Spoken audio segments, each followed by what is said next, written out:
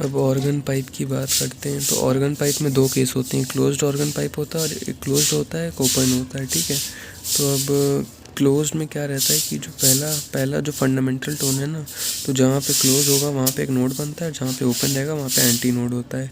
तो ये एक सिंपल सा ऐसे नोड बना, यहाँ पे एंटी नोड बना, ठीक है। तो ये जो डिस्टेंस है वो λ/4 के बराबर है। λ/4 की वैल्यू L है, तो लैम्डा की वैल्यू 4L के बराबर है। F is equals to v/λ, तो F की वैल्यू v/4L, ठीक है। अब फिर फर्स्ट ओवर टोन की बात करते हैं ना, मतलब जो सेकेंड बार बनता है, तो एक ऐसे आ सकता है, ये फिर यहाँ पे ये आ सकता है। तो ये λ/2 है और फिर ये λ/4 है, तो 3λ/4 की वैल्यू 3λ/4 हो गया, 3λ/4 की वैल्यू L हो गया, लैम्डा की वैल्यू 4L/3 हो गई और फिर F की वैल्यू 3 इंटू v/4L, ठीक है। तो इस तरह और इसी तरह हम लोग सेकेंड का चेक कर सकते हैं, तो उसमें भी अपने पास 5 इंटू v/4L, ठीक है।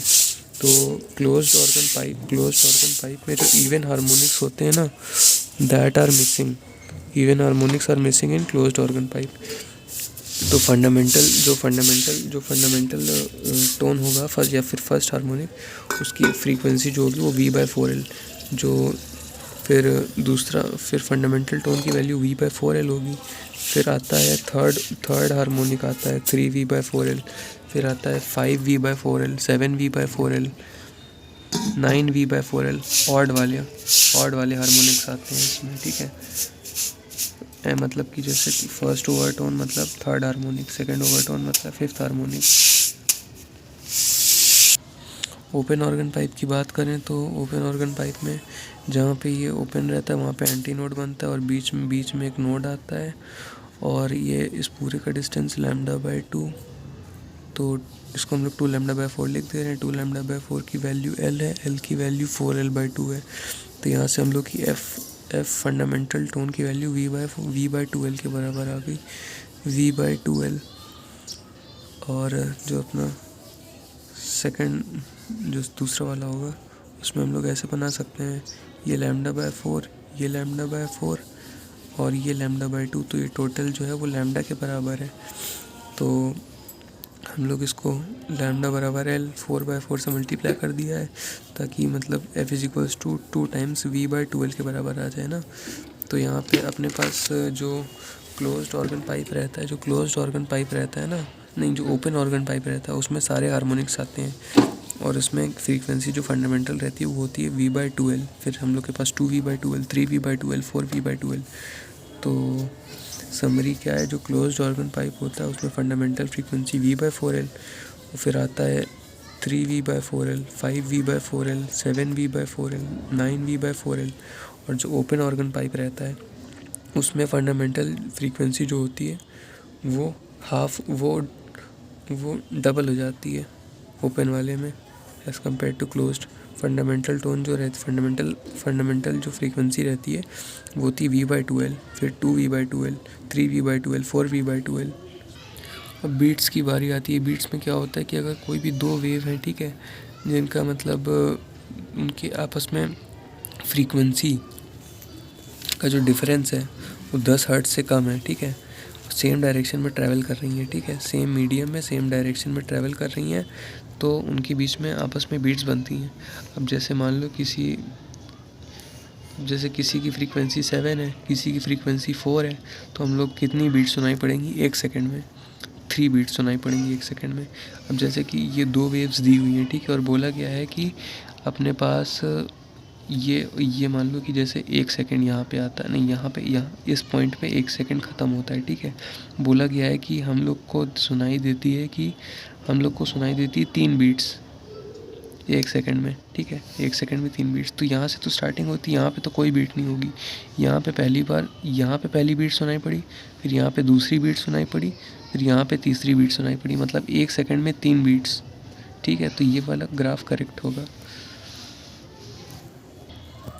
एक सेकंड में हम लोग को F1 - F2 का मॉड नंबर ऑफ बीट सुनाई पड़ेगी। और ऐसे भी क्वेश्चन आते हैं कि जैसे कोई तार है उसको ढीला कर दिया गया है ना,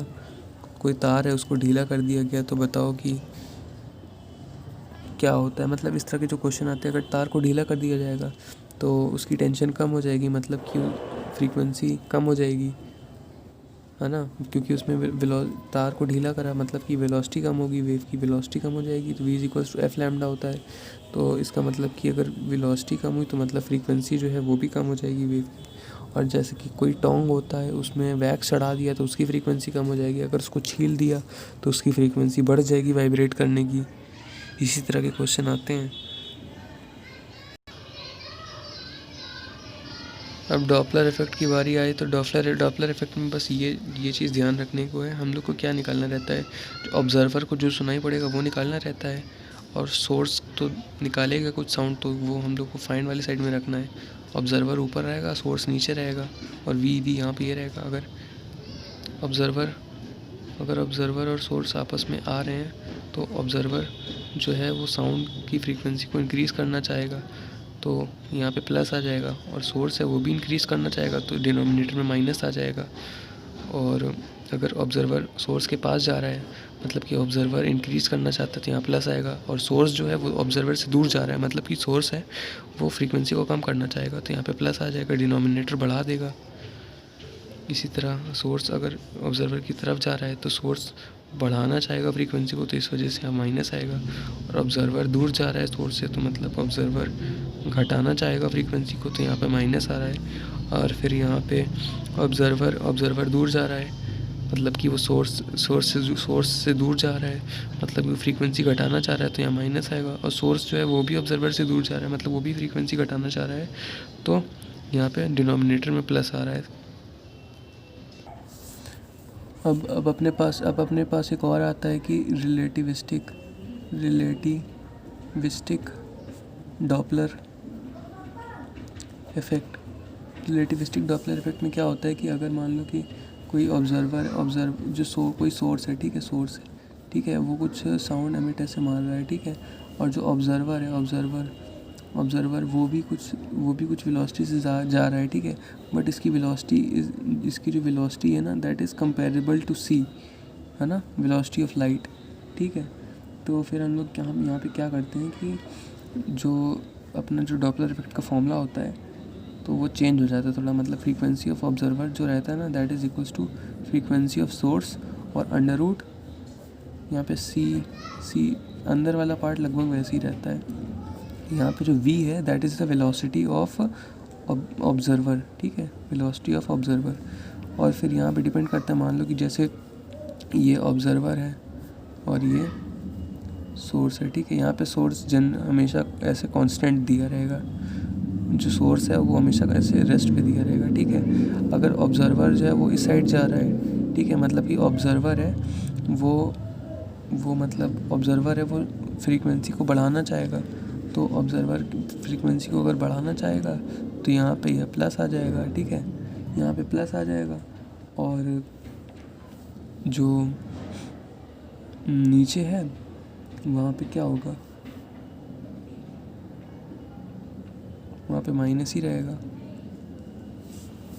क्योंकि ये भी ऑब्जर्वर वाला ही पार्ट है ना, तो यहाँ पे जनरल फॉर्म में यहाँ माइनस ही रहेगा, ठीक है। और अगर मान लो कि जैसे ये ऑब्जर्वर जो है ये दूर जा रहा है, मतलब श्रिनलेस ये फ्रीक्वेंसी डिक्रीज़ कर रहा है, तो यहाँ पे भी अपना माइनस आ जाएगा, बट यहाँ पे हमेशा माइनस ही रहेगा। और अपने पास एक और चीज़ आती है एंड करेक्शन क्या रहता है कि मान लो कि जैसे जो ओपन ये ऐसे पाइप्स रहते हैं ना, ये हो गया, ठीक है, ये तो यहाँ पे कुछ ऐसे दिक्कत है, मतलब कि ये जो ऑर्गन पाइप है यहाँ से थोड़ा टूटा हुआ था, ठीक है, तो अपना एग्जैक्ट कैलकुलेशन हम लोग नहीं कर पाते हैं, तो एंटी नोड तो यहाँ पे बनना है, ठीक है, तो हम लोग ऐसे बना लेते हैं सबसे पहले, ठीक है। तो हम लोग क्या करते हैं कि इसकी वैल्यू जो है, इसको ये वैल्यू ये है, ये तो λ/4 के बराबर है ही है, λ/4 प्लस ई ले लेते हैं जो एंड करेक्शन है, मतलब ये जो थोड़ा सा ऐसा पार्ट होगा उसको ई ले लेते हैं। और फिर इसकी वैल्यू जो होती है ना, ये क्या इतना पार्ट क्या है, ये तो λ/2 के बराबर है, ये λ/4 के बराबर है, तो ये हम लोग 3 λ/4 प्लस ई ले लेते हैं, ठीक है। और फिर हम लोग कैलकुलेशन में प्रोसीड कर जाते हैं कि ये अपने पास कुछ दिया रहेगा कि कुछ, जब हम लोग पहली बार रेजोनेंस सुनते हैं तो कुछ लेंथ होगी, जैसे कि ये वाली लेंथ कुछ 25 सेंटीमीटर दे दी है ना, और फिर ये वाली दूसरी बार जब रेजोनेंस सुना तो ये वाली वैल्यू कुछ अपने पास 50 दे दी। और फिर बोला गया कि जब पहली बार जब रेजोनेंस सुना था तो हम लोग ने 512 हर्ट्ज़ का यूज़ करा था, दूसरी बार जब सुना था तो 256 हर्ट्ज़ का यूज़ करा था। तो हम लोग कैलकुलेशन करके हम लोग इसको निकाल सकते हैं कि जैसे कि ये λ/4 इस केस में λ/4 प्लस ई की वैल्यू 25 होनी चाहिए, है ना। और फिर हम लोग क्या, लैम्डा की वैल्यू क्या आ जाएगी 100 माइनस 4e, और फिर f की वैल्यू क्या आ जाएगी v/λ।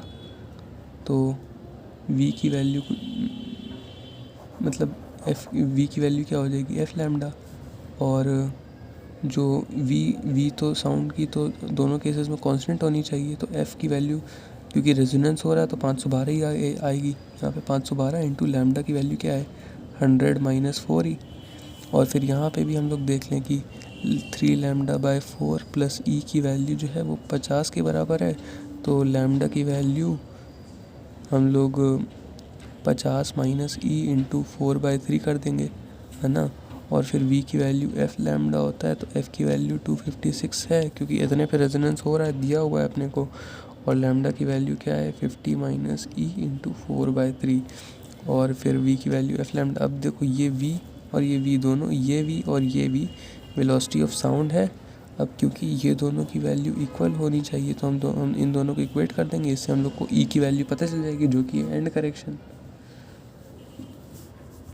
इस तरह हम लोग को एंड करेक्शन की वैल्यू पता चल जाएगी, इससे हम लोग कैलकुलेट कर सकते हैं पूरा।